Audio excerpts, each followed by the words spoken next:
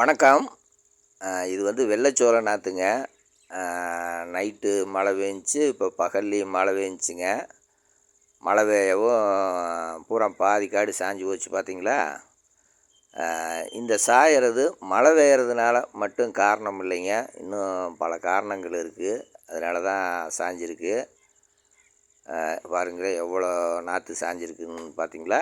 இது சாயறதுக்கு ஒரு காரணத்தை மட்டும் சொல்ல முடியாதுங்க. மழையை மட்டும் காரணமாக சொல்ல முடியாது. இதுக்கு இன்னும் பல காரணங்கள் இருக்குங்க. அது என்னென்ன அப்படிங்கிறத இப்போ பார்ப்போங்க. இது வந்து மகசூல் அப்படிங்கிறதுக்காண்டி இந்த நாற்று போடலைங்க.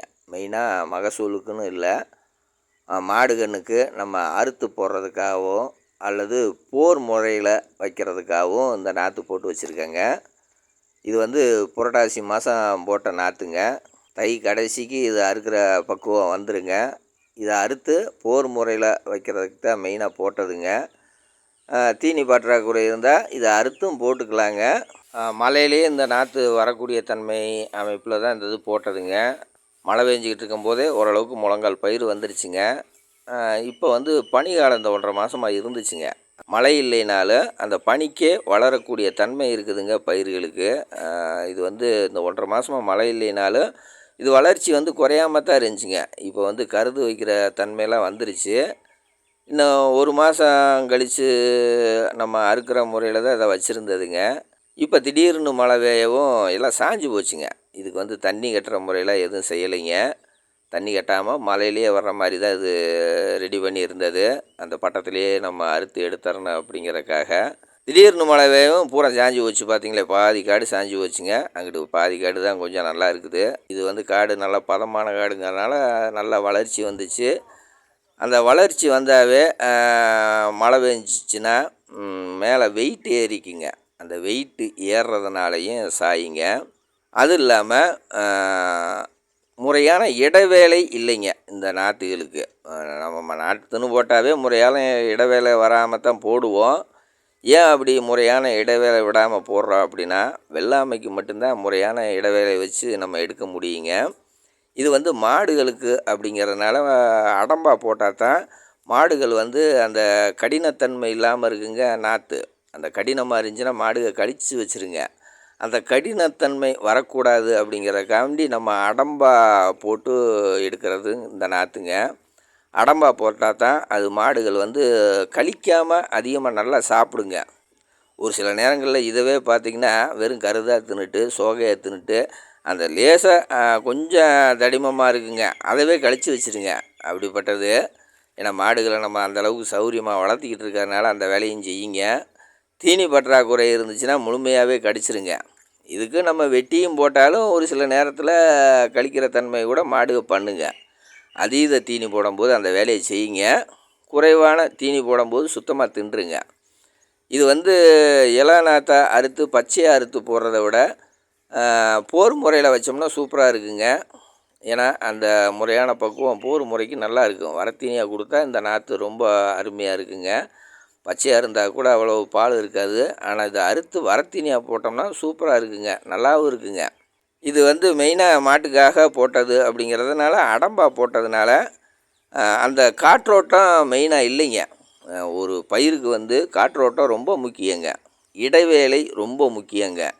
அந்த இடைவேளையும் காற்றோட்டம் இல்லாதனாலையும் அதீத வளர்ச்சினாலையும் மழை பெய்யவும் மேலே வந்து தண்ணி கோர்த்துக்குங்க. அதனால் இது சாஞ்சிருங்க. இது சாஞ்சிருச்சு, இது எந்திரிக்குமா அப்படின்னு கேட்கலாங்க. எந்திரிச்சிருங்க. ஒரு மழைக்கெலாம் ஒன்றும் பண்ணாதுங்க. இப்போ சாஞ்சிருக்க நாற்று வந்து எந்திரிக்கக்கூடிய தன்மை இருக்குதுங்க.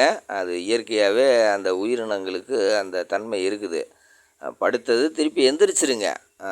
தொடர்ந்து இப்போ இன்றைக்கி மழை பெஞ்சிச்சு, ஒன்றும் பிரச்சனை இல்லைங்க, படுத்துருச்சு. இது எந்திரிக்கக்கூடிய தன்மை அங்கிட்டு ஒரு 2-3 நாளில் எந்திரிக்க ஆரம்பிச்சிருங்க. ஒரு வாரத்தில் இது எந்திரிச்சிருங்க.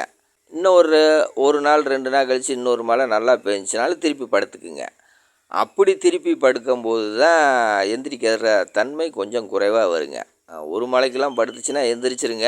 ஏற்கனவே ஒரு தடவை லேசு லேசாக மழை பெஞ்சிச்சு, அப்போல்லாம் இந்த மாதிரி சாஞ்சு எந்திரிச்சிருச்சுங்க.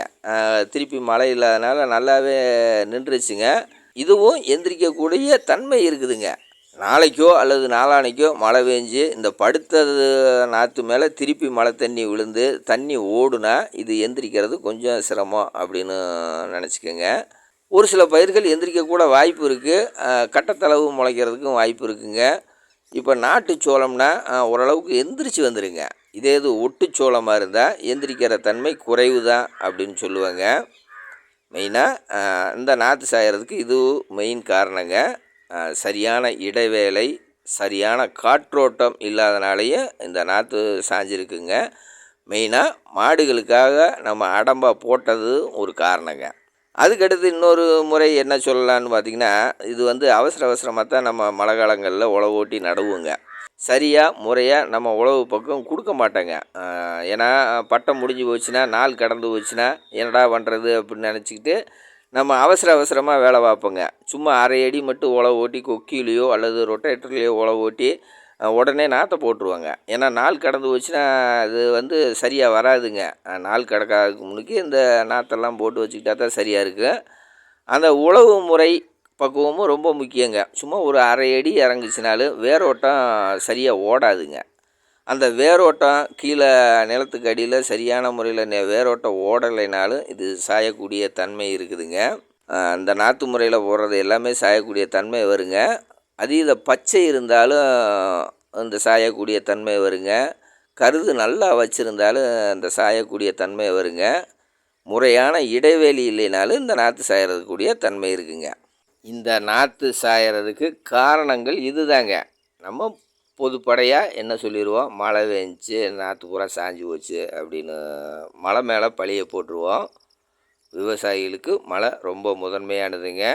அதனால் சில பாதிப்புகள் இருந்தாலும் நம்ம ஏற்றுக்கக்கூடிய தன்மையை வளர்த்துக்கணுங்க. மீண்டும் ஒரு பதிவில் சந்திப்போம். நன்றி, வணக்கம்.